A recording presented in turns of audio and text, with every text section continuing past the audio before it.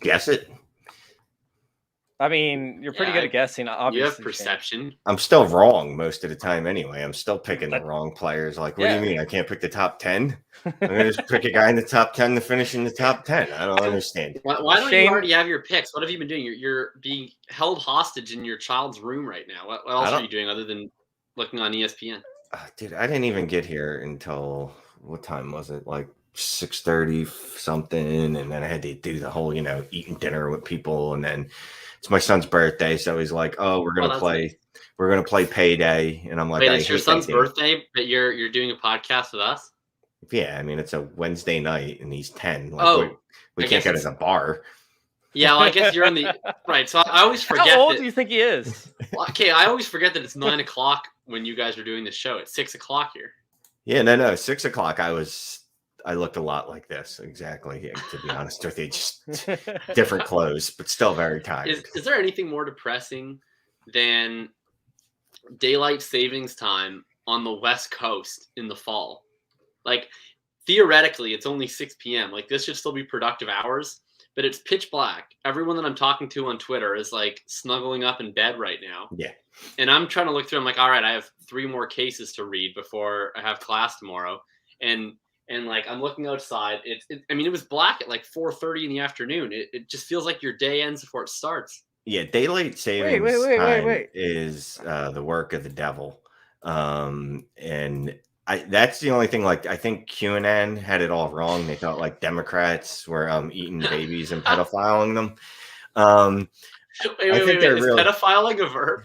Yeah, you pedophile a child. Oh my god, dude!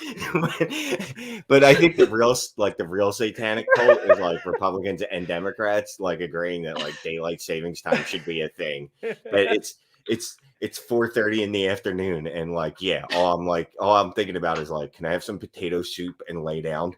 Like, you realize like you're not in the middle of like an Irish famine, right? But you might as well be. It's dark out at 4:30. Like, and it's like pitch black dark too. Somehow it's darker than the summertime too. Like as dark as it is at night. I don't understand the science. Well, and it's even harder in Vancouver because it also rains constantly in October and November, like just constantly.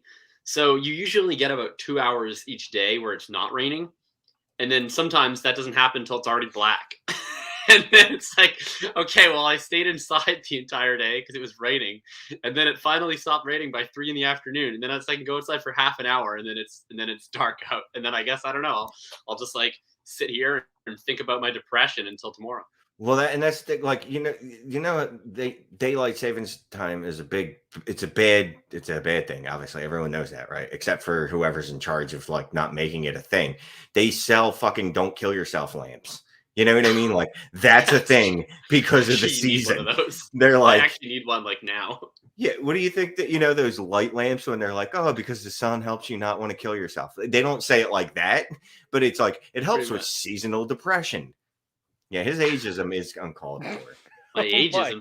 Actually, I have a real quick question before we hit the music. Okay. What's the worst DST? Daylight savings time or defense and special teams? Daylight savings time. Still daylight savings time because defense and special teams don't make me want to like go to bed at 2:00 in the afternoon. Sometimes they do. It depends on how much points you're letting up. Yeah.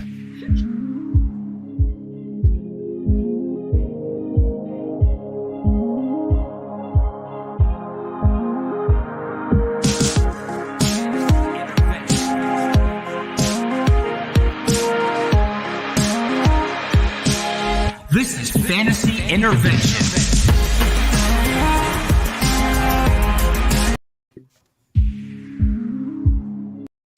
Oh, what's going on? What in the world was that? Remix. I hit the wrong button, of course. Normal chase thing. We'll come on into Fantasy Intervention. Is that it? That's all the music I get? You guys want me to put the intro again? Because I can sing. I only come here for the music. The best part was all y'all were jamming out like the whole time, and we cut in early, and nobody could stop what they were doing. That's amazing. I mean, the whole time that we do the music, that's when I make my picks. I've really lost a lot of time here. All right, I'll buy you some time. We'll go ahead and go through the announcements. Welcome on into Fantasy Intervention. Oh man, we have some entertaining, I guess, news and show and picks coming at y'all. It's kind of a weird week. Last week was exciting because we had all this news breaking out, and this week we have news breaking out, but it's like good news, bad news, and injuries, and just a bunch of weird stuff. So we will be discussing a lot of that. Big shout out to Fantasy Football Discussion. Thank you guys for having us in there and bring your questions. If you guys have questions, put them in the chat. Start sit questions, any kind of futuristic questions as to where, hey, this guy might be on a bye this week, but should I roster him? Should I play him? Elijah Moore, hint, hint. Anyways, let's go ahead and jump into last week in the recap of what happened. It was kind of off.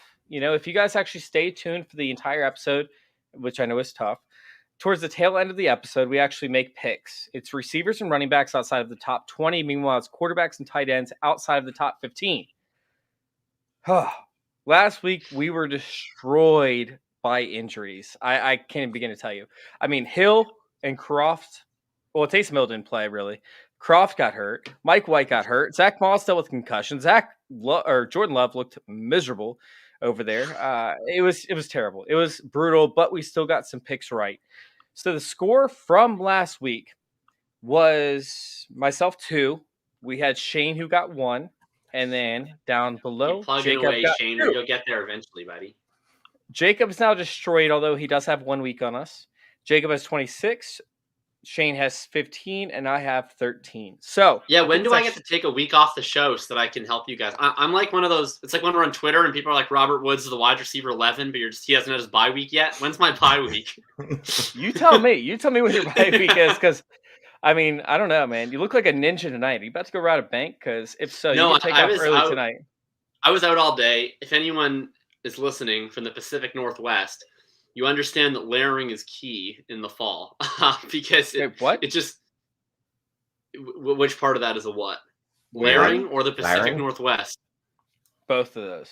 Okay, so the Pacific Northwest is the area of the North America that is both Pacific and North it's and also like West. Portland. It's like it is British Columbia, Oregon, Washington. Wait, British Columbia is not America. North America. Well, no, North America doesn't count. That's just America North. Point is, if you live where I am, which is Vancouver, or you live in Seattle or Portland or any of the associated cities, you probably have to layer a lot. And so I've been out all day. I was studying and running errands and such. And you have to layer? Yeah, because it's like, well, the thing is, so it's like 5 above, but it constantly layer. Between... He's saying layer. Oh, I thought he was like Larry did somebody, but no, I thought he was like he was coming up with like he made like an evil lair that he stayed in. You know what I mean? Like I'm wearing an Under Armour, and then I have a thing, and then I have to have my rain jacket, and then I have to have a vest. So like when the wind kicks up, you have the puffer vest, and then you have the rain jacket for when it's raining, and then when it's not raining. Anyway, right, but I got home like 2 minutes before we turned it on, so that's all. We're 13 minutes in. We haven't talked any football. My bye week. There we go. What's this? I didn't want to hear bye week next week. Last week we were 12 minutes in before we brought up any football. So yes, we got 4 more minutes. I want to welcome back our Facebook friends, Robert Istordes. Should I start Dak or Wentz this week? That's good Spanish. Oh, did you just wink at the camera when you asked that? Shane, how many Mexico all-inclusives did you go to practice that? None. I can't afford to go to Mexico. Are you kidding me? So but I podcast from his kid's room. Come on. I grew up in. Are you bad at fantasy football? Like, why aren't you making enough money on fantasy leagues to go to Mexico? Anyway, Robert wants to know: should I start Dak or Wentz this week? Really? Come on. Yeah. I mean, I love Wentz, but what are we in 2018 debating who's better between Dak and Wentz? I think he's concerned because Dak looked god awful last week, right? That's he did look very bad, look really, really bad. But I don't put a lot of stock into that. And Atlanta's defense is giving up the 5th most points in fantasy to quarterbacks. Although Jacksonville is also a good matchup, giving up the 10th most fantasy points. Except to Josh Allen, of course. Yeah, unless you're Josh Allen, and then they destroy you. Like they were reenacting the movie Face Off with the 2 Josh Allens last week. Can I just say though, first of all, yes, I would start Dak. But a lot of people owe my man Carson Wentz an apology because he's good. He's good in fantasy. He's been good in real life, other than that overtime against the Titans when he looked like 2020 Carson Wentz. I mean, look, say what you want, but we had a 27-year-old quarterback who you could get for like QB 25 prices in Dynasty this offseason, and he's now back in QB1 fantasy. I don't know. It seems good to me. Look, I hate Carson Wentz as a human being. I think he's a terrible scumbag fake. You don't like his duck hunting? No, he's a big fake. And there's a reason. Yeah, there's a reason all his teammates hate him. He's a douchebag, but he is having an excellent year. And I did get a lot of him in the offseason, and I'm very excited about that. I also already had him on a bunch of teams, but I just kept adding him where I could because nobody wanted him. And just look, I didn't do it with a lot of confidence because he had one of the worst seasons in the history of football last year. But I thought, everything went bad with that Eagles team. Let's give him a shot in Indianapolis with his Bible camp buddy, Frank Reich, and it seemed to work out. Do you think that's why Michael Pittman is breaking out? Do you think Michael Pittman has become a theologian? He's actually a Jehovah's Witness. Wait, is this real? No, I have no idea. Okay. You think I care about players on a real life level? I have no idea. Well, I don't know. You have strong takes about Wentz and his scumbag. Well, that's different because he played in Philadelphia, so and he's a big phony. But he is. All right, so if I sit there, I had to mute them both because I figured out if I let them go on, they will go on for 15 minutes nonstop. And by the way, Thomas Tibble, yes, he looks like a bad guy in a Disney movie, but it's the hockey Disney movie that I already told you guys about prior to. I like the team ball idea better. Hey, man, you got to keep your swing level. You're catching too much of the tee. All right, so welcome on Fantasy Intervention once again, everybody. We're going to go over a couple of different news updates. We're going to screw the last week, what happened with it. Dalvin Cook is out, right? Dalvin Cook's in, but he could be out. I'm assuming that they're going to try and push this back as far as they can beyond the football season. I think it's beneficial for both parties with whatever's going on. Have you guys heard any news or anything that could be detrimental to Dalvin Cook's success in 2021? No. Look, there's accusations. There's no, first of all, and they're in civil complaints, which, okay, that's not to make less of them. Let's see if criminal complaint is actually filed. You know what I mean? Then I get a little worried. When it's in a civil complaint, it definitely worries me a little bit, like Deshaun Watson, when there's 30 people making the claim. His lawyer, I should say, his agent got out in front of this one, released a statement, released their version of events before she did. Wait, sorry, is his agent Adam Schefter? Yes. So no, I'm not concerned about him at all for this season, to be quite honest with you, not even a little bit. All right, yeah, Jacob, go ahead and give us your take since you're actually in law school, and you might be able to give us a little bit of a variant on this, although you're not in the U.S., you're in Canada. Yeah, you're still closer to Prime Minnesota than both Shane and I are. Yeah, actually, the First Amendment of the Canadian Constitution states that there ain't no laws if you're drinking White Claws. But beyond that, of course, there's actually a really great thread by Drew Davenport on Twitter. If anyone hasn't checked that out, that's probably the best source that I've seen in terms of sorting out the legal implications. I mean, all I would say to this is that I would just caution against people coming to conclusions and having takes based on what they see. Like I've seen so much of this discussion about the specific photo and people claiming that it's photoshopped, or other people claiming that that's 100% conclusive evidence. And like you're going to see bits and pieces of this leak out. And keep in mind that, of course, whoever's leaking bits and pieces of information is doing that with a certain agenda. And I'm not saying that agenda means that they're lying. It's just that they have a certain motivation. And in reality, in a court of law, if this gets to a civil suit or gets to settlement discussions or depositions, like all of this evidence is going to be looked at, and you're going to get to see the whole picture, and it's going to sort itself out. At this point, I mean, the biggest thing I would always say when there's these types of situations is that there are people in your life, there are people on your timeline that have been survivors of domestic violence.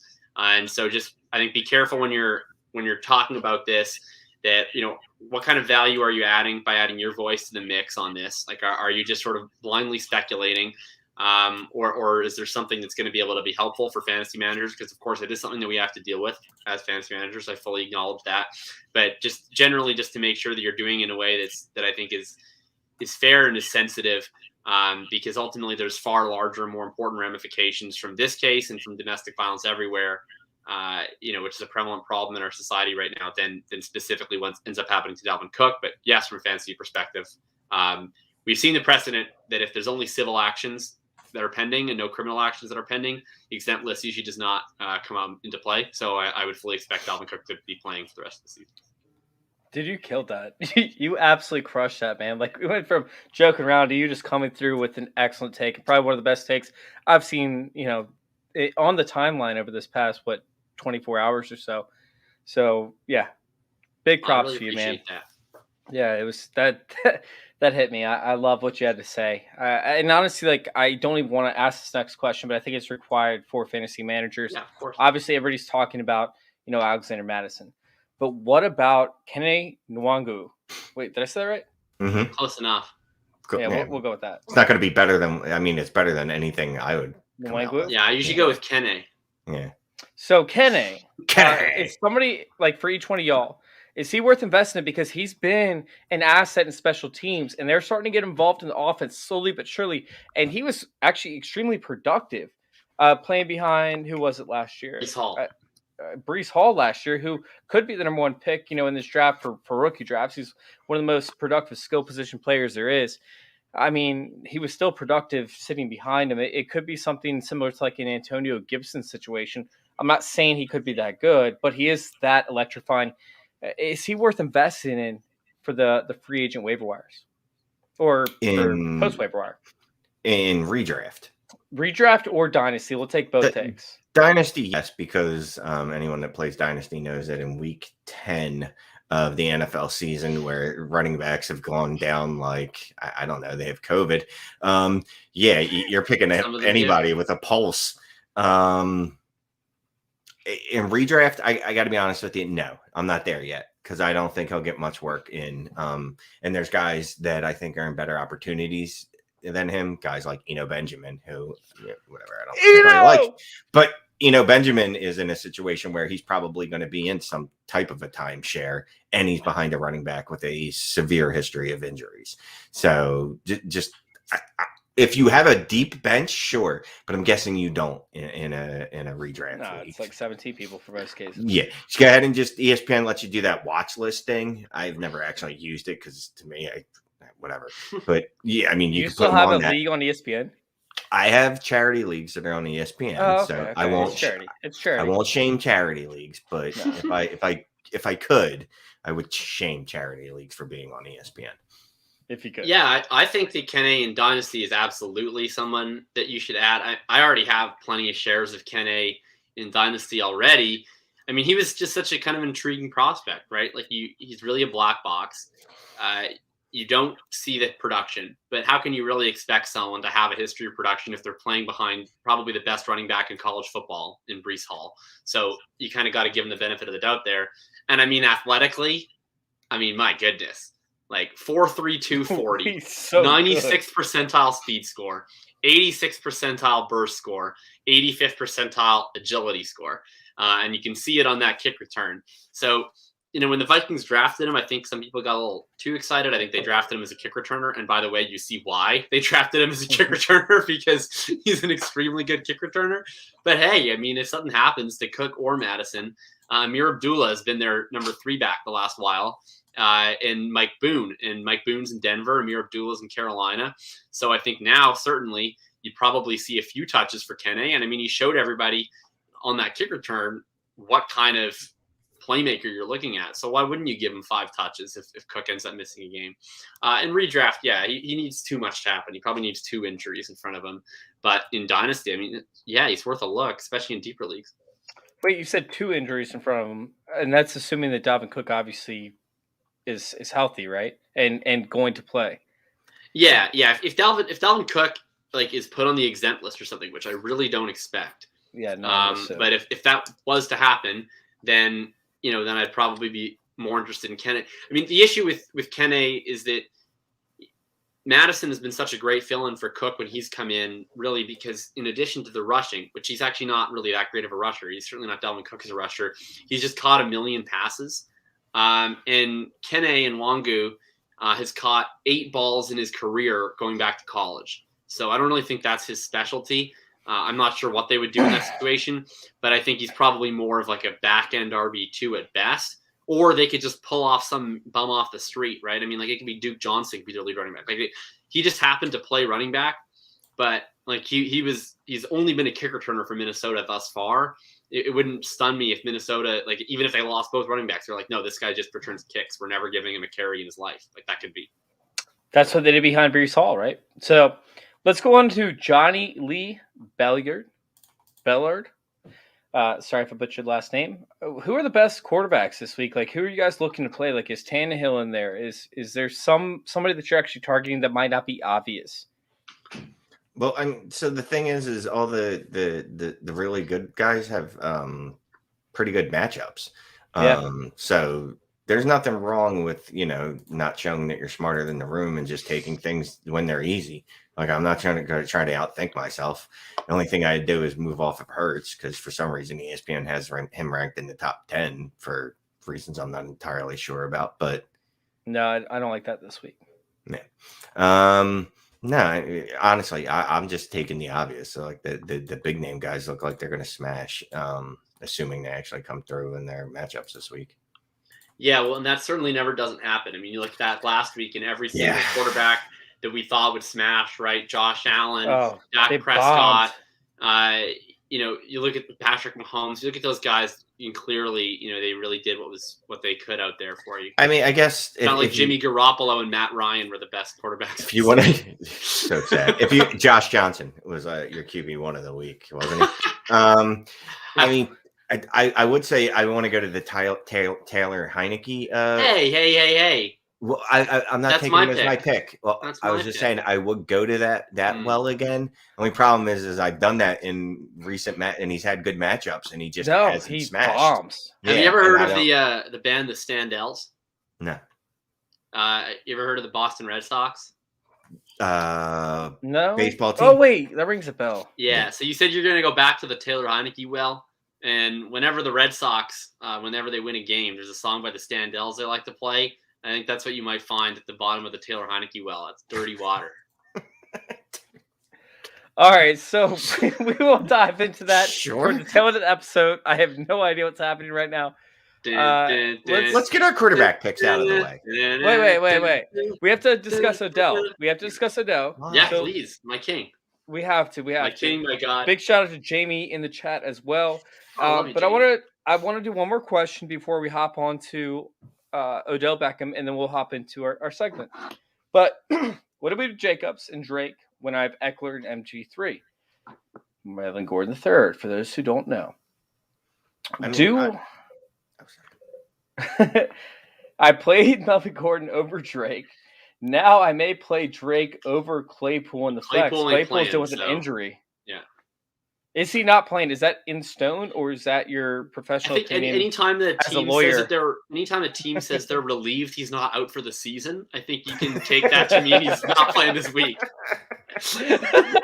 Thank God he didn't die. Well, all right. I don't think he's going to be active, guys. If you're that's great. I love that. And the first thing she says is, well, it's not terminal cancer. You probably don't say, do you want to go golfing in an hour? Like, it's probably somewhere in the middle. I actually would go Jacobs over Drake. I know Jake had a splasher game did more with his receptions and had more receptions last week. But Jacobs is the guy that's going to score a touchdown. Jacobs is the guy that's going to carry the majority of the rushing attempts in that backfield. And he's going to get 4 to 5 targets. So he's going to be involved enough in the passing game. I guess Drake would probably be the guy if you're chasing the points from last week. But I feel safer with Josh Jacobs, which is weird because he gets hurt every time he touches the ball. Yeah, that's the issue with Jacobs. Drake's role actually was not very good in the first half. I watched this is kind of a bizarro take, but I actually watched every snap of this Giants and Raiders game. I made this my priority early game for DFS stacking. I played a lot of Daniel Jones and Booker and Jacobs and Tony. The late games went better. Anyway, Sure do. so I was watching all this game, and in the first half, it was pretty much Jacobs was the clear guy, and actually Jalen Richard played more of the pass downs. And then Jacobs went out with, I don't know, one of his 17 injuries that he has that he continues to keep re-aggravating over and over again. And then that's really when Drake got involved. I think Drake has just been kind of luck boxing this the last few weeks, where either Jacobs is getting hurt halfway through the game and Drake's coming in, or Drake has like 4 touches, but he scores on 2 of them. Like, I think unless Jacobs is actually declared out, I'm still just not going to play Drake. Because I think if Jacobs actually makes it from minute 1 to 60 without re-injuring himself, which frankly is unlikely at this point, because I think he has 6 different injuries now. He's probably not, like, Drake's probably not a play. Hey, by the way, Facebook group, if we're answering your questions, make sure you throw us a like on the page. You know, any kind of interaction actually helps us. So give us a thumbs up, or give us a love, or give us a haha, or give us a hate. Either way. Give us a haha. A haha? Is that the smiley face with the tears on the side? Axel always gives me a haha because I don't wear pants normally during these shows. And then he pops on to ask me, at least on Sunday mornings. I'm wearing pants right now. I'm wearing shorts right now. Oh my goodness. I didn't know this. Yeah, it's good luck. Anyways, so let's go ahead and hop onto the Odell Beckham news. Odell Beckham is choosing his team, right? There's nothing that came out. I mean, there are teams that are going to be butthurt. There's some things that came out. Yeah, let's not make it like every team was like fawning after him. Hey, there's 8. Like 8 teams have given him an offer, is what was reported. An offer, the minimum. Half are minimums. Yeah. Yeah, but that's what you're going to get. I mean, there's offsets in the language of the contract, and a lot of teams don't have any space. Of course, it's going to be a veteran minimum. From the news that I saw behind the scenes, this is rumors, right? Is players are sitting there saying that, or I'm sorry, agents, I guess, are sitting there saying that he's seeking a multi-year deal. That's actually weird to me. I'm kind of surprised by that. I thought he would want a 1-year deal to kind of prove himself and then try to cash in the offseason. Yeah, except that he knows he's a turd, and he wants to get if he goes anywhere now, it's just going to tank his value. Or maybe he's smart and he's read, fantasy football things that have shown that, when a wide receiver changes teams, usually over the offseason, generally they don't perform as well the following season. I don't know that we've done read that actually. I'm not sure he spends a lot of time on DLF. I don't know. I mean, maybe, and I don't know that maybe he did a study of wide receivers that change teams during the season and saw DLF Beckham. And maybe he saw that, so he just wants. I think I don't understand what he's doing. I think he's just trying to get a money grab. But anyway, sorry. I don't think that's the case. I think he's looking for something for multiple years with the money grab, with a team that can compete for 2 years. Because, I mean, to be honest with you guys, like, even if he performs this season at a decent level, let's just not say elite level, let's say a very good level. I mean, what could he command on the free agent market if he couldn't sign with the team for $7.5 million? I mean, which team actually wants to pick him up for anything more than that? And that's very subpar for wide receiver. I mean, we're talking about wide receiver 3s that are going to be making that kind of money with the TV contract coming out over the next few years. So I think he's looking for a multi-year deal. I think he's looking for at least 2 to where he can be, hey, let's push for the playoffs in this year. Following year, let's go for the playoffs and let's go for my statistics so then I can demand a heavy contract. So with that being said, I mean, is Green Bay actually a fixture for him? Because I don't think Green Bay would ever be willing to pay him for not this year, but next year as well, with Devontae Adams in, contract extension debates. Like, which, by the way, I don't know if Devontae is going to come back or not. But, I mean, would Odell sign for something minimal? I think what you're saying makes sense, and that's maybe why he hasn't signed in Green Bay yet. Because everything we heard initially was that was his top choice. Yep. And then we've heard by far the most details on Green Bay, that they've offered him the league minimum for the rest of this year. Well, not the league minimum, the vet minimum. And maybe that's why he hasn't signed yet, because he wants better than that. I feel like if Green Bay offered him more, then he's probably a Green Bay Packer right now. But if that's not something that he's okay with, maybe he's weighing, okay, can I get a better offer from New Orleans, New England, Kansas City, Seattle, etc., and how much better of an offer do I need to go there versus going to Green Bay? I don't know. I mean, if we're trying to play guess what's inside of Odell Beckham's head, that's a bit of a scary situation. Shit of luck. Yeah, I still think like there's a pretty good shot he ends up in Green Bay, and I still kind of think there's a decent chance he ends up in New England at the end of all of this. I mean, either spot would seem. Here's the funny thing: is like anywhere he lands, you could tell yourself is a good landing spot. But that's, I mean, You're Cleveland. the landing spot correspondent. And Cleveland was actually a good landing spot for him, but that didn't work out so much because he had Baker Mayfield shook. I don't want him. If I'm Bill Belichick, I think the Patriots are probably out on him. If I'm Bill Belichick, I don't want that guy anywhere near my. I mean, everything we've heard is they want him real bad. I would not want him within the same building as my rookie quarterback. Like, I don't even know. Like, if we were playing Odell Beckham Jr., right, on opposing sides, I don't even know that I let him in the stadium. Like, you know what I mean? I might have someone like take him out to stay away from my rookie quarterback. But Green Bay would be a great landing spot for him because Aaron Rodgers isn't going to put up with any of this shit. You know what I mean? He'll straight talk him about COVID, and he'll tell him what's going on and keep him in line. No. It's not going to be Aaron Rodgers. It's going to be Joe Rogan. Joe Rogan. He's gonna be like, yo, Aaron Joe Rodgers Rogan. delegate. Maybe they'll hire Joe Rogan to be the wide receivers coach. Yo, I can't. All right. That concludes our debate for Odell Beckham.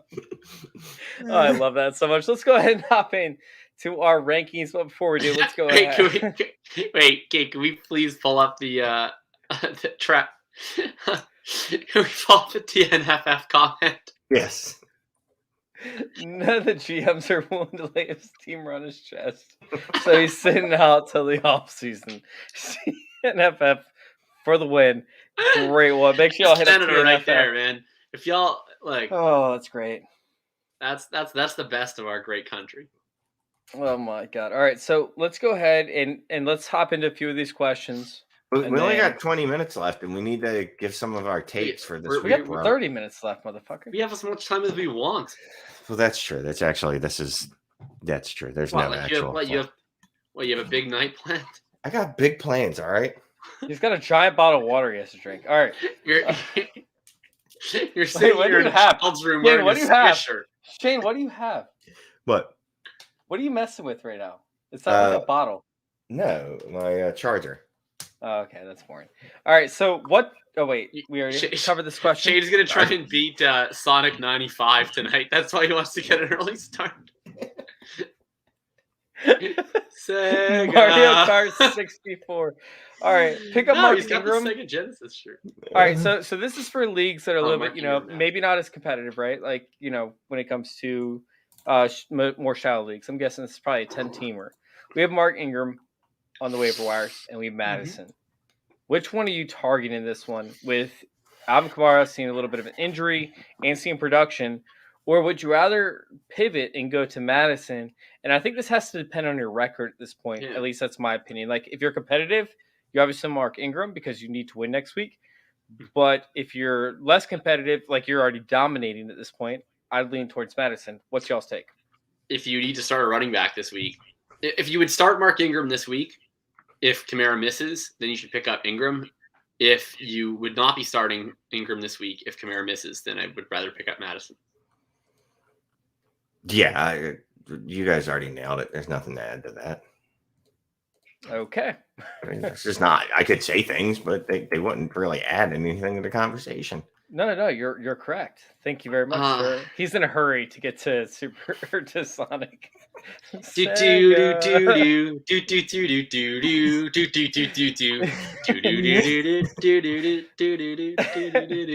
why people come to the show. It's for Jacob singing. Wait, is this the second week in a row that you sung for us? Or was that is this singing or is this like doing? I don't know. All right, is Henry worth picking up for the playoffs? Not based on the report we just got. Right now. What's the report? Talk to us. The report is that it's very unlikely he's even back for the real playoffs. So I don't think he's going to be back for fantasy playoffs. I'm sorry. Yeah, I was a big fan of dropping him right off the bat. Especially after their win. Like they're 7-2. They're going to have a playoff spot clinched. If they are going to get Henry back, like they're certainly going to save him until they actually have to play a playoff game. Are they going to clinch it without Odell Beckham though? I don't know. Do you think they should add Odell Beckham? No, I don't. But I feel like that's just OBJ and Julio will look great beside each other in hoodies after they're both injured in week 3. Or week 13. They can alternate. That's true. Hurts or Carr this week? I'm benching Hurts in every format. He's like my. Come on, you guys. You're haters. What? Well, no, He's I facing. I don't like bad fantasy stats. That's the only thing I hate. And that's what he's going to give you. Oh my God, Jacob, calm down. Jacob, what are you doing? Relax, bro. I had a bottle cap that I was fiddling with, and I put it on the desk, but then it fell off the desk onto the floor. So. Okay. Well, Sound that's like a exciting. whole So, bottle. I'm trying to look up Jalen Hurts' recent fantasy stats. They're great, but and- Denver's defensive stats are even better because they've only allowed Lamar Jackson run for 37 yards, I think it was. They had Daniel Jones run for, I think, even less than that. Either way, they stop actual if they stop Daniel Jones, what is there to be done? nothing. If you stop Daniel Jones, you can stop everyone. Like Randall look Cunningham couldn't run on that defense. Dude, the only person that can stop Daniel Jones is the turf. And that's not even a person, that's a ghost. Yeah, speaking of turf, I put up this tweet today. Like, turf toe. Oh, God. I know that it's a serious injury, but it literally sounds fake. Like, anytime someone's like, oh, man, they came down with a bad case of turf toe. Who says they came out with a bad case of turf toe? Adam Hutchinson, PT, one of the better injury people on the Twitter app, was saying... the real Adam H? Yeah, the real Adam H said Chase Claypool probably came down with a bad case of turf toe, which, I mean, I'm not mocking Adam. That's probably true. He probably has a bad case of turf toe, but it's just the funniest possible name. To me, it always reminds me of Green Thumb. It's like, oh man, Claypool, he's been out trimming his rose bushes all day. He's got green thumb, not going to play for a month. Oh my God. So who are you going with this one? You start Hurts. No. Wait, actually. Yeah, because he still has a rushing floor. I understand that they've abandoned the forward pass. Yeah. And that's probably good. It's ironic, of course, that they made this decision after Miles Sanders got hurt. But anyway, he still has a rushing floor. Even these last 3 weeks, they've really leaned on the run. He has 61 yards rushing, 71 yards rushing, 62 yards rushing. So you basically start the game with a touchdown and a half just from the rushing floor.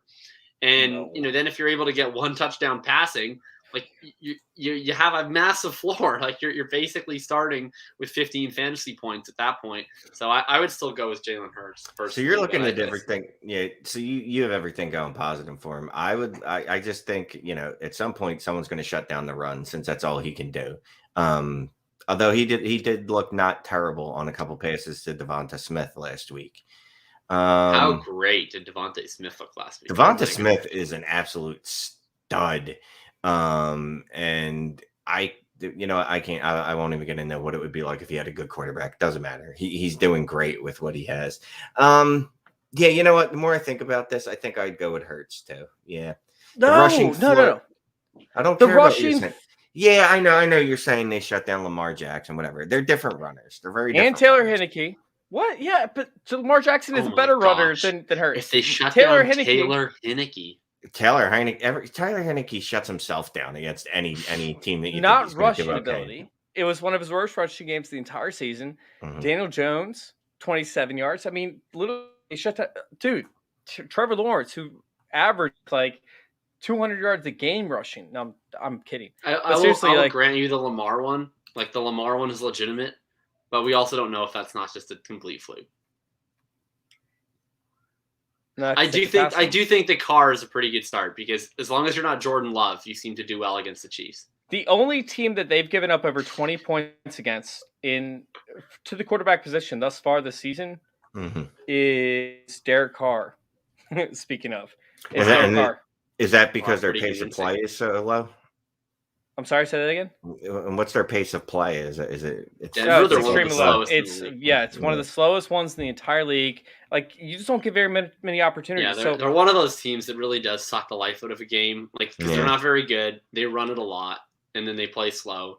It's kind of like the Bears are like that too, and New England is like that. It's just painful. I don't think Carr's necessarily a bad call. I think Hurts the higher floor. I do think Carr probably has the higher ceiling, honestly, this week, just based on that matchup against the Chiefs. If the Chiefs can actually figure out their frickin' offense, then you have an opportunity for Carr to really play a lot of back and forth. But apparently, no one figured this out for any of the last 3 years. But if you just play cover 2, then no one can actually pass. The Bills, the Chiefs, the Cowboys, the concept of a passing game has actually been ended by cover 2. I don't know why no one figured this out before. All right, one more question, then let's hop into our our quarterback position. I'm gonna hop on Madden and then call cover 2. I'll see if it works. What RB could I get for Jacob/Drake and a Judy package? I mean, Jacobs is probably the guy that we want to go with in this one. Plus Judy. I mean, you're talking about 2 lower end players. So, I mean, is there any kind of upgrade that you would actually take? I mean, you would have to find a running back needy team, right? Well, no, Wait, because I mean, trade alert. I'm assuming this is redraft, Shane. I know you don't. Yeah, I mean, I'm just trying to understand the logic behind it. He's trying to upgrade, obviously, his running back position. He's going to throw Judy in there. Yeah, Judy's probably like his 4th wide receiver. I don't know that. I mean, what are you looking for, really? You're not going to get DeAndre. You're not going to get DeAndre Swift for that. You're not going to get Jonathan Taylor. You're not going to get. I bet you get Saquon. You maybe David Saquon, Montgomery. David Montgomery, yeah, but he's on a bye this week. Yeah. So what if I told you that Josh Jacobs and David Montgomery were just one person who plays simultaneously in Chicago and Vegas? Well, Some people like Montgomery better. Lots of people that watch football like Montgomery better because he's better than Jacobs. And trust me, I hated Montgomery coming into this season, but guys, he's very good. Anywho, David Montgomery over all of them. I'm just kidding. I mean, shootout offers, yeah, maybe Saquon. I don't know, but how about this? Who's the worst running back that if all of them, if every single owner in your league was chomping at the bit to get Jacobs and Drake, and see if you get any running back, who's the worst running back that you would accept for the 2 of them? For Jacobs and Judy.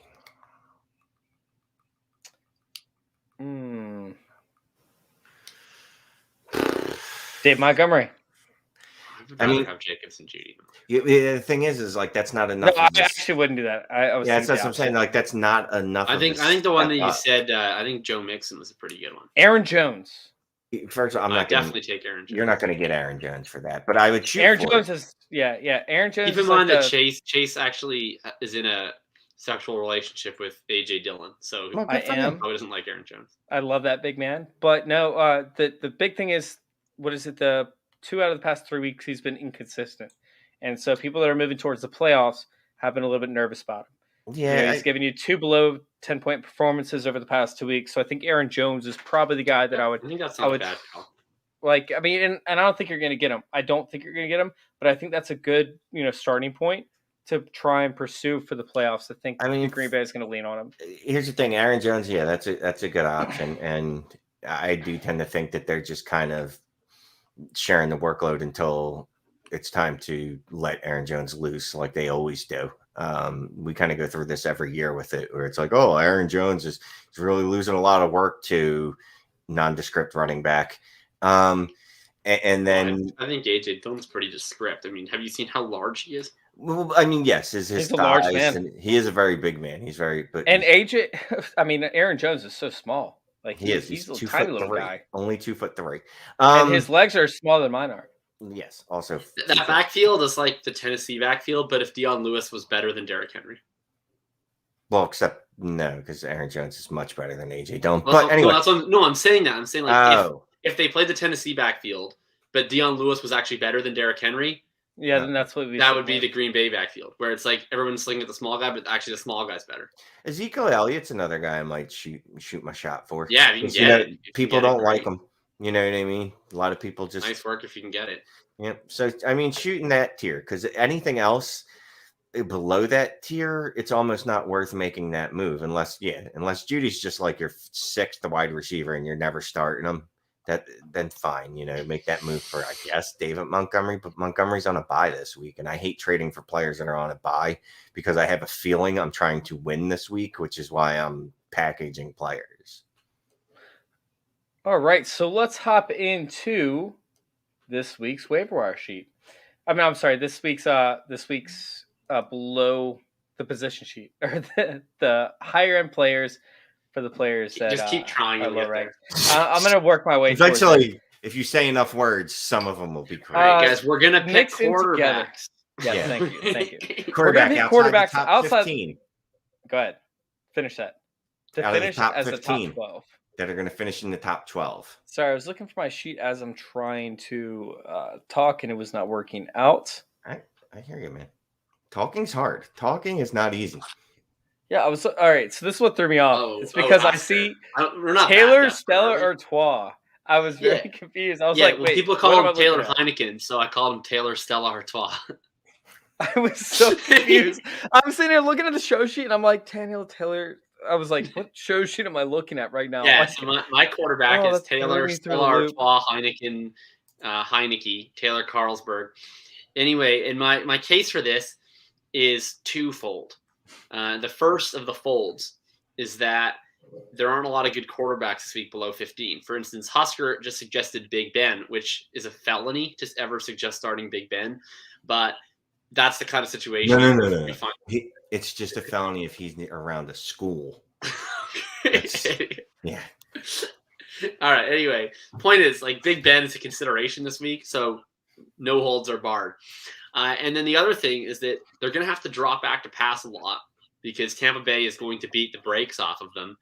And Tyler Heineke in games with negative game script has ran a lot. I'm stealing this from JJ Zacharyson on the Living the Stream podcast. But in the two most harsh negative game scripts that he's seen, he ran 10 times against the Bills. He ran 8 times against the Packers. If you're able to get between 8 to 10 rushing attempts this week against the Tampa Bay Buccaneers, that probably gets you an extra passing touchdown worth of rushing production.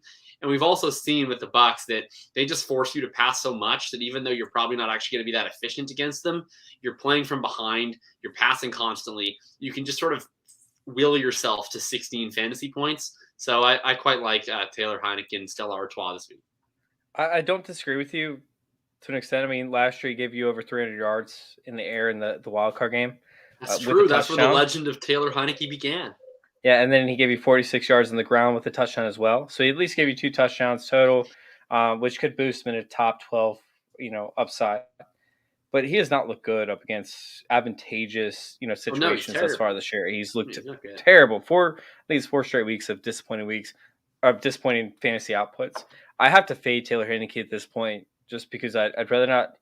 If you're streaming quarterbacks, 90% chance that you're in the running for the playoffs, you're not in first place. So, unless you're a magician, and you can tell because we've tried this all season, and we have not hit on streaming quarterbacks thus far. It's been a weird year. However, I'm going to go with Tannehill because he's sitting at 16 and he's up against New Orleans. You can't run up against New Orleans. Tannehill's I should just swipe the card and sit back and wait for it to happen, right? Like, there's no way they're going to be rushed on New Orleans. New Orleans should be competitive. It's an Adrian Peterson revenge game. Stop. He already had his revenge game. No, but he gets another one. Oh, that's right. Yeah. Okay. Remember when he was yelling at the sideline and it went viral? Yeah, he got pissed. Why? Does Minnesota's Child Protection Services play for New Orleans defense? No, do you not remember when he played for the Saints? Yes. Oh, okay. Well, I don't know. Don't you remember when he was beating his child? That's why I asked if the Minnesota Protection Child Abuse was on the team. Anyways, Shane, you're up. What? Nothing.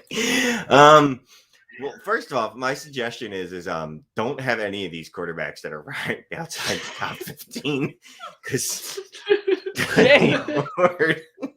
I am sorry for you. This is not. Are you going with Big Ben, Shane? You got to do it, man. No, I could never, ever. I will. He stepped into that 42-yard throw and underthrew James Washington by Canadian end zone. He's got nothing. I'm gonna go with I'm going with Baker. Look, Baker's second game without Odell. He's really going to feel comfortable this week. He's on the road against New England's defense. Did you hear that he walked into the stadium with purpose? No, that's why he did so well. He walked in with purpose. I heard that. He was so determined after he knew that Beckham wasn't going to be there. He walked in with purpose. Yeah. So I think I'm going with Baker just because, honestly, the only reason is because the rest of the list is just god awful. It's not good. That's it. Okay. Let's move on. Actually, this is a perfect time to segue over. And you guys buying Ngakwe. Ooh. I can't even say it at this point anymore because I'm thinking about it too Yannick much. Ngakoue. Ngakwe. Wait, Yeah, no. Ngakwe. No, that's a different player. It's Yeah. Kene Nwangwu. Completely different player. Nwangwu. Yeah, Justin. In Dynasty, I mean, like by buying, I mean, I would spend fab. And if he's already rostered, then I would probably, I don't know, maybe offer a fifth. But yes, he does have ideal size and he has Tyreek speed. All right, let's move on to this one. How y'all doing today? First off, how are you guys doing today? Mm-hmm. I'm doing all right, and I appreciate you asking, Jamal. Yeah, thanks, Jamal. Appreciate that. Should Jamal start James Robinson if healthy as his RB2 or RB/wide receiver spot? Currently have Swift RB1, Darrell Williams as RB/wide receiver spot, and Elijah Mitchell as his RB2. So should he switch out James Robinson if he's healthy for any one of these players? Yeah, I first of all, I think that everything I'm hearing is that CH might be playing this week. So that would change things for Darrell Williams. But assuming, of course, that CH does not play, then I would probably still sit Darrell Williams just because I think he's at a high risk of getting cocked on the goal line by one of Derek Orr, or Jerick McKinnon, or I don't know, some right tackle if they decide to sign up as a running back in a given week. Whereas James Robinson, I mean, we saw Carlos Hyde get a full run last week, and it was NSFW. So I think James Robinson's going to have plenty of touches to come back to this week. It was bad. Not only his rushing ability, but so he ran routes on 0.8% of his pass schemes, essentially 2 weeks or over the previous 7 weeks, excuse me. And this past week he blocked 30% of the time. So yeah, I mean, they realize he's a better blocker than he will ever be a pass catcher. He's a better door than a window. Yes. Oh, that's great. I love that. I wasn't watching that game because I don't know. I sort of have a rule that until a team scores a touchdown, I usually don't turn it on, and that never happened. And so with this game, I had to start Carlos Hyde at RB2 in multiple leagues, unfortunately. And I looked at the end and I saw that he had 4 fantasy points, and I was like, oh no, he must have ceded a bunch of work to Darian Gumbawale. And then I looked, and actually no, he played 90% of the snaps and he had 20 touches, and he's just that bad.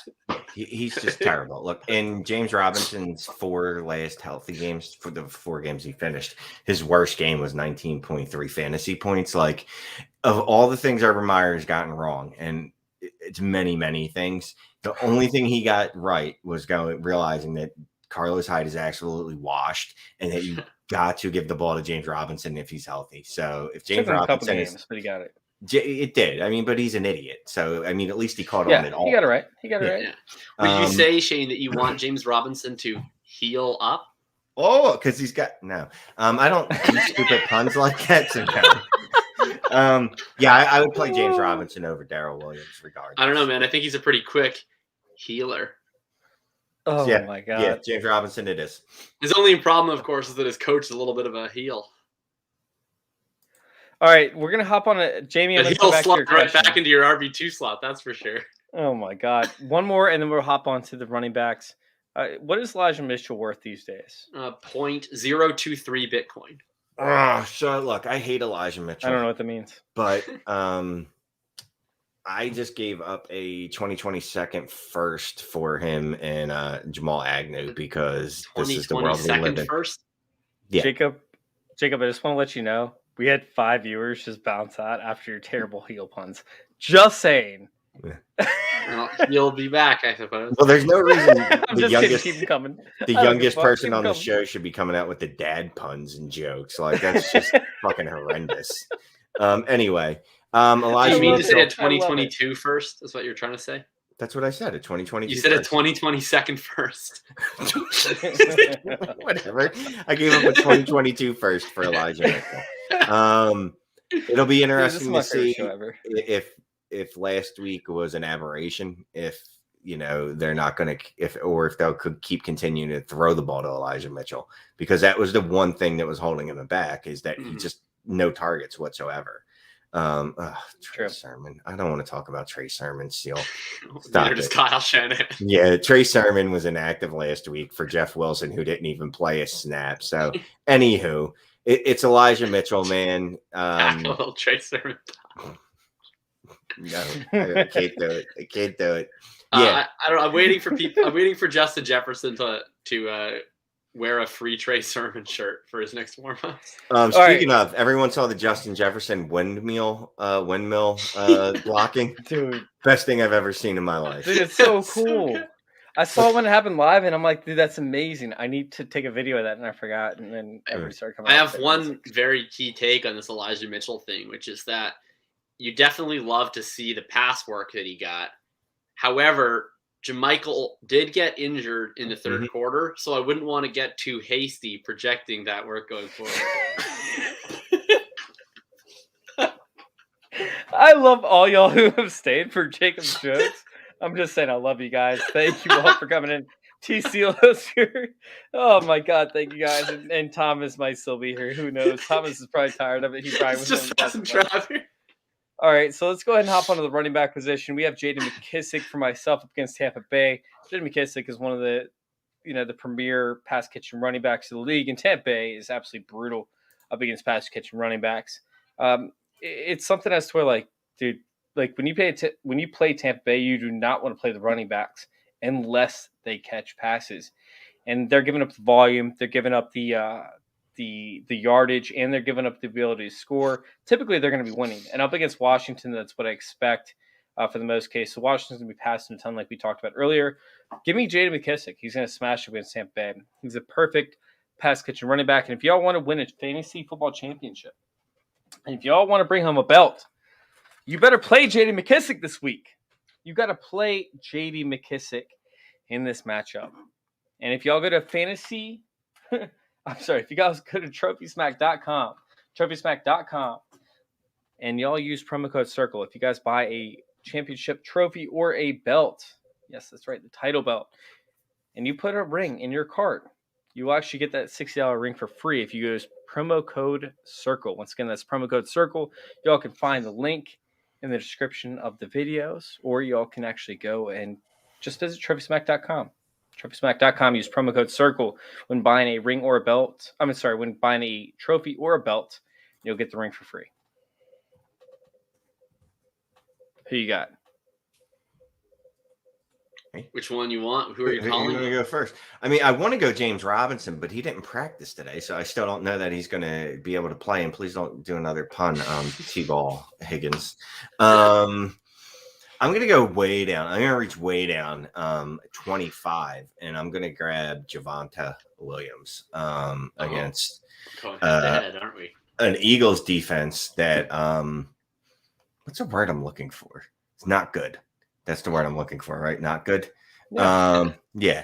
So that's what I'm going to go for. The Eagles defense is poorly coached, and they take bad angles a lot. And against a player like Williams, that's really going to burn you. So I'm going to go with Javonte. That's literally the only reason. That's it. Yeah, well, I don't have to add that much because I, too, am attacking the Eagles' not very good defense. But I'm just doing so with a worse running back who gets more touches for no good reason. So I'm taking Melvin Gordon for basically all the exact same reasons that Shane says. And we'll see who happens to score the touchdown this week. Yeah. Hey, look, here's the thing. The Eagles defense could give up 2 top 12 rushing performances. And look, the Jets had 2 top 12 running backs a couple weeks ago. Shit happens. You know what I mean? That's the world we live in. We saw this last week, right? Like both these guys, they combined for over 200 rushing yards last week against the Cowboys. Right. I think we know what this team wants to do. They certainly don't want to put it in Teddy Bridgewater's hands. God, no. McKissing bandit. Love it. Wide receiver? Yeah, let's go. Okay. I thought I had a trade-off. Pick one of those. I thought you were waiting. Oh, I'm not ready. I'll go. I'll just stay with the same game we've been talking about. We talked about how bad the Eagles are against the run. And something interesting about the Eagles is that not only are they bad against the run, but they're actually also bad against the pass. And so I like Jerry Jeudy this week. He came back, only played about 60-70% of snaps in his first game back. Then came back, he ran 80% of the routes in week 3, and he saw a target on 33% of those. I love Cortland Sutton dearly, but whether it's just due to talent or whether it's due to a fit with Teddy Bridgewater, whatever it is, until proven otherwise, Jerry Jeudy is the clear target leader in this offense. And he gets to go against the Eagles, who, as Shane said, are not very good. I'm not overly optimistic that they're going to throw the ball more than 25 times in this game. That whenever they do drop back to pass, I think there's about a 30% chance it's going to go to Jerry Jeudy. I like him to have a pretty safe floor this week, and he always has an opportunity to break one. This is a perfect time to segment into Jamie's question: Waddle or Jeudy this week? I would go with Jeudy this week. Oh, although yeah. I like Waddle. I like Waddle for the floor. Like I trust that he'll get more targets, but his targets are I don't know. He gets like a bunch of 2-yard little drag routes. So I think if you want if you need a stealing, I would go Jeudy. But if you just need like 10 points, I would go with Waddle for sure. I completely agree. Well, that's funny. So it feels like me and Jacob are just being antagonistic tonight. I would go Waddle because Waddle's actually my pick too for the evening. What a great transition. The targets, yeah, it's like he's getting a lot of underneath. Just I apparently they don't realize that he can do things other than get the ball like at the line of scrimmage, but that's fine. I think if they actually had any other wide receivers, maybe his role would expand downfield. But since they don't, they're like, man, fuck. I guess we just got to get this guy the ball close. Otherwise, we're gonna throw it to Mac Hollins. I'm surprised they just don't run a wildcat offense through him. And they might. Wait, would you call it a Waddle cat offense? God damn it! I shouldn't have done that. That's my fault. I have no one to blame but myself. So, holy shit! Jakob is on fire tonight with the worst adjuncts of all time, I love every single one of them. Speaking of the Wildcat offense, why in the world does Matt Nagy run the Wildcat when he already has a quarterback who runs 4-4? Because he's Matt Nagy and he does things like that. He is. It's so confusing. It's beyond me. I keep talking about this, and I blame myself for this. Him and Urban Meyer, I knew they were bad, but there was this disconnect from how bad I knew they were from reality. I somehow didn't put the two together. No, dude, they're going to be so bad that nothing can survive in there. No one can hear you scream in space. Fantasy production can't survive through Matt Nagy and Urban Meyers. Anywho, so I'm going Jalen Waddle because I think he's probably going to see about 15 targets this week for at least 60 receiving yards. Probably. All right, Shane, you still need your wide receiver up, right? I said Jalen Waddle. Yeah, the Waddle. Oh, is that okay? That's your wide receiver for the. Yeah, it was also right? That's why I said me and Jacob are going to be antagonistic because then he wanted to anyway. Perfect. I'm going to go with who did I have? Amari Cooper. This feels like an need to explain. I sent you all the show sheet, and I'm like, yo, I'm going to wipe the floor with you. This is stupid. We went 3 for 3 on Bama wide receivers. Oh, come on. No, look, Bama turns out excellent wide receivers. That's what they do, right? Why is Amari Cooper ranked outside the top 20? That makes no sense to me. I don't know, They're man. up against Atlanta. I didn't think it made a lot of sense to do $5,700 on DraftKings last week. How'd that go? It sucked. I played him everywhere, and it was brutal. All right, let's move on to tight end real quick. I watched Jordan Cooper's DFS show on the Saturday, and he just opened. He was like, Amari Cooper chalk week. How do you think that's going to go? I was like, yeah, okay, that's a good point. I got to get on some lineups. All right, I'll be right back. We're moving on tight ends. Let's start out with you, Jacob. Oh, my tight end. Who did I pick for my tight end? I should probably like the sheet. Oh, yeah. All right. So Chase picked Hunter Henry, which frankly is unfair because I thought that was my entire bit, was just picking Hunter Henry every week at tight end, but apparently that's been superseded.